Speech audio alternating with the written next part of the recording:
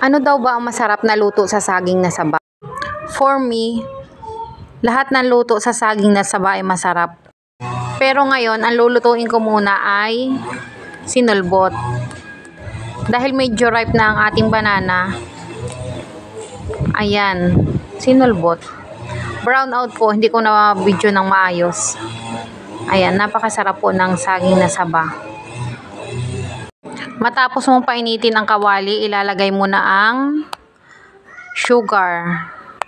Iaarnibal mo yon. After nun mainit na, matunaw yon, ilalagay mo na ang tubig. Kapag mainit na ang tubig at kumukulo na, saka mo ilagay ang saba. At ang saba ay hahaluin nyo po ng hahaluin hanggang sa ma-absorb niya yung tubig at yung tamis. Ayan po, partner po siya sa...